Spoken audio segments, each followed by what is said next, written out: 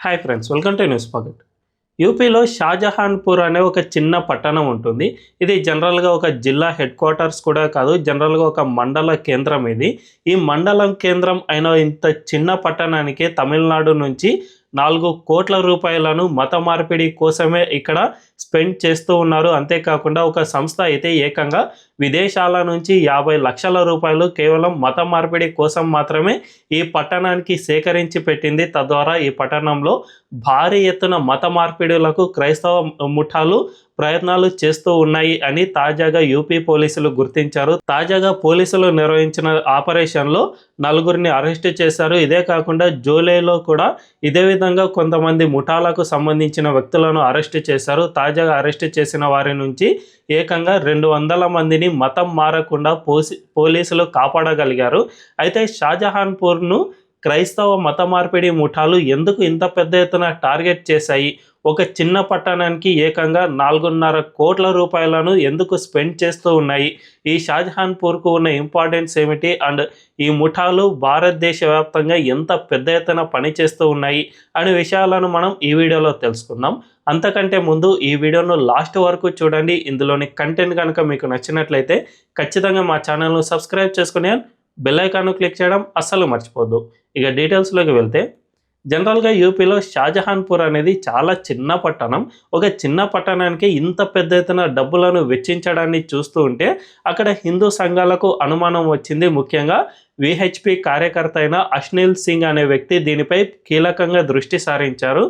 ఇప్పుడు క్రిస్మస్ అది ఉంది కదా, ఈ క్రిస్మస్ సందర్భంగానే December 21 ఒక ఇంట్లో, అంటే జనరల్గా చర్చిలో ప్రార్థనలు అవి చేస్తూ ఉంటారు, కానీ ఇళ్లలో సామూహిక ప్రార్థనలు చేయడం అనేది చాలా నేరంగానే పరిగణిస్తారు.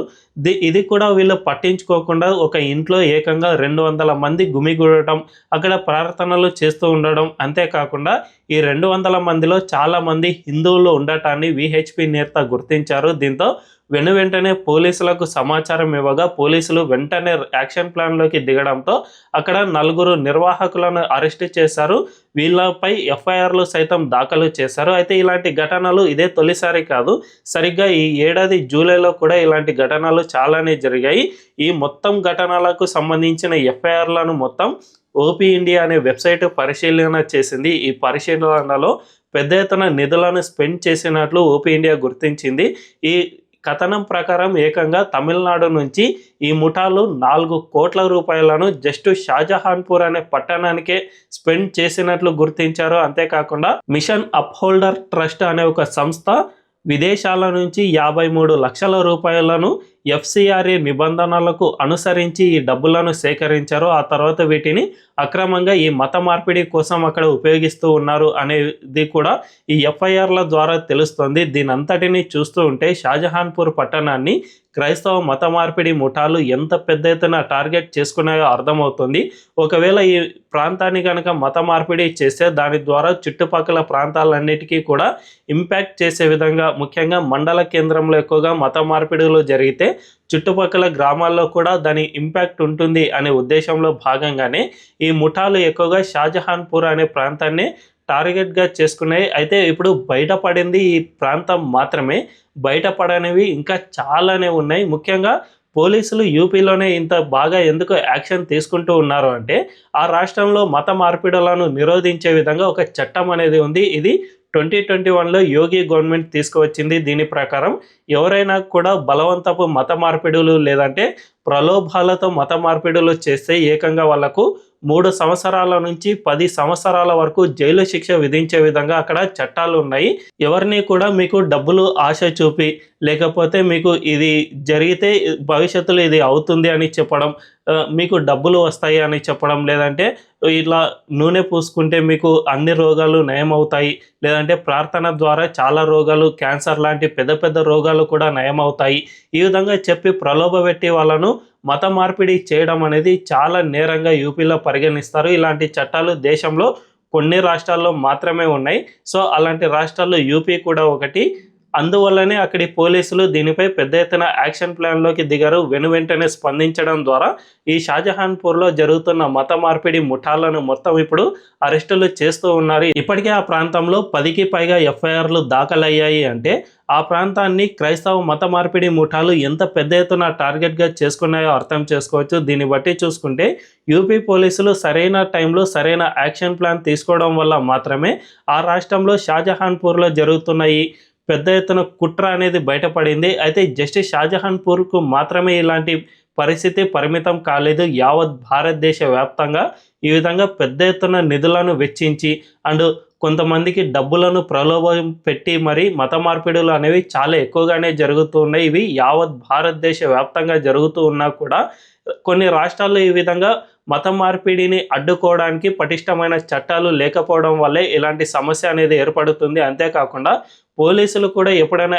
యాక్షన్ ప్లాన్ తీసుకోవాలి అంటే అందుకు ప్రభుత్వం నుంచి కూడా మద్దతు ఉండాల్సిన అవసరం ఉంటుంది. జనరల్గా ప్రభుత్వం అనేది మత మార్పిడులను ప్రోత్సహించే ప్రభుత్వమే అయితే ఖచ్చితంగా పోలీసులు కూడా అది నేరమని తెలిసినా కూడా కొన్నిసార్లు వెనక్కి తగ్గే అవకాశం ఉంటుంది. ముఖ్యంగా మనం తమిళనాడు ప్రాంతంలో చూస్తూనే ఉన్నాం. రీసెంట్గానే అక్కడ ఒక కార్తీక దీపాన్ని మీరు వెలిగించుకోవచ్చు అని తమిళనాడు హైకోర్టు అక్కడ ఆదేశాలు జారీ చేసినా కూడా హైకోర్టు ఆదేశాలను సైతం ధిక్కరించే విధంగా ఆ ప్రాంతంలోని పోలీసులు ఈ కార్తీక దీపాన్ని అడ్డుకున్నారు. తద్వారా ఇది పెద్ద వివాదంగానే మారింది. సో ప్రభుత్వం ఈ విషయంలో పోలీసులపై ఒత్తిడి తేవడం వల్ల మాత్రమే ఈ విధంగా జరిగింది. జనరల్గా పోలీసులు కోర్టు ఆదేశాలను తూచా తప్పకుండా పాటిస్తారు, కానీ ప్రభుత్వ ఒత్తిడి ఉండటం వల్ల మాత్రమే ఇలాంటి పనులు చేశారు అనే విధంగా అక్కడ ఆరోపణలు సైతం వినిపిస్తూ ఉన్నాయి. సో ఈ విధంగా మన దేశంలో ఎక్కడైనా కూడా పోలీసులు పటిష్టంగా పనిచేయాలన్నా కూడా లేకపోతే ఒక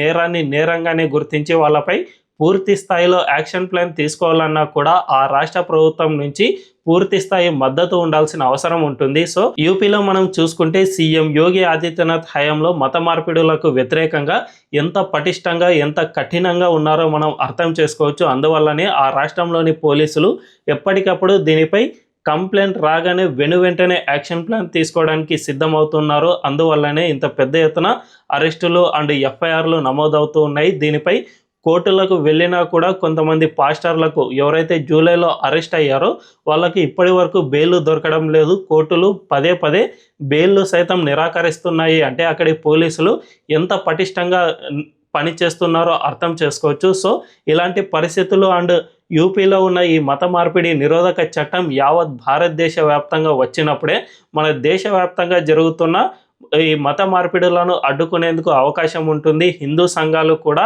వీటిని పూర్తి స్థాయిలో అడ్డుకోవాలి అంటే అందుకు పోలీసుల సహకారం కూడా ఉండాల్సిన అవసరం ఎంతైనా ఉంటుంది. కాబట్టి ఖచ్చితంగా యూపీలో ఇప్పుడు ప్రభుత్వం ఏదైతే ఉందో ఈ ప్రభుత్వం మత మార్పిడులకు వ్యతిరేకంగా ఎంత కఠినంగా వ్యవహరిస్తుందో అందువల్లనే పోలీసులు కూడా అంత స్వేచ్ఛగా పని చేయగలుగుతూ ఉన్నారు. అంతేకాకుండా అందుకు సంబంధించిన చట్టాలు కూడా చాలా పటిష్టంగా ఉండటం వల్ల మాత్రమే పెద్ద ఎత్తున యాక్షన్ ప్లాన్ అనేది తీసుకుంటున్నారు. కాబట్టి ఇలాంటి చట్టాలు అండ్ ప్రభుత్వం నుంచి సంపూర్ణ మద్దతు యావత్ భారతదేశ వ్యాప్తంగా వచ్చినప్పుడు మాత్రమే మన దేశంలో ఇలాంటి మత మార్పిడి ముఠాలను స్థానిక హిందూ కార్యకర్తలు లేదంటే స్థానికులు కూడా అడ్డుకొని వాళ్ళను ఎప్పటికప్పుడు అరెస్ట్ చేసి జైల్లో వేసే విధంగా ప్రయత్నాలు చేయడానికి వీలవుతుందని చెప్పకనే చెప్పుకోవచ్చు.